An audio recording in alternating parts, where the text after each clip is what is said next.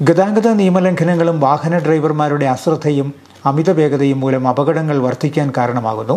MC റോഡിൽ കഴിഞ്ഞ ദിവസങ്ങളിലുണ്ടായ അപകടങ്ങൾ ഇക്കാര്യം വ്യക്തമാക്കുകയാണ്. തവളക്കുഴിക്ക് സമീപം നിയന്ത്രണം വിട്ട ടൂറിസ്റ്റ് ബസ് വഴിയാത്രക്കാരനെ ഇടിച്ചു വീഴ്ത്തി. ഏറ്റുമാനൂർ സ്വദേശി ജോസിന് തലയ്ക്ക് സാരമായി പരിക്കേറ്റു. ഇടിയുടെ ആഘാതത്തിൽ റോഡിലേക്ക് തലയിടിച്ചു വീഴുകയായിരുന്നു. ചൊവ്വാഴ്ച രാവിലെ 8:30യോടെയായിരുന്നു അപകടം. ഗതാഗത നിയമം ലംഘിച്ച് റോഡിന്റെ ഇടത് സൈഡിൽ കൂടി മറ്റൊരു വാഹനത്തെ മറികടക്കാൻ ശ്രമിക്കുന്നതിനിടെയാണ് ടൂറിസ്റ്റ് വാഹനം വഴിയാത്രക്കാരനെ ഇടിച്ചു വീഴ്ത്തിയത്.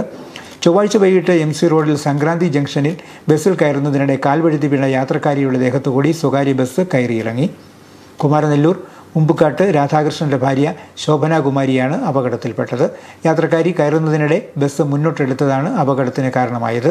യാത്രക്കാർ ബസ്സിൽ കയറുന്നതിന് മുമ്പ് കണ്ടക്ടർ ബെല്ലടിക്കുകയും ഡ്രൈവർ ബസ് മുന്നോട്ടെടുക്കുകയും ചെയ്യുകയായിരുന്നു.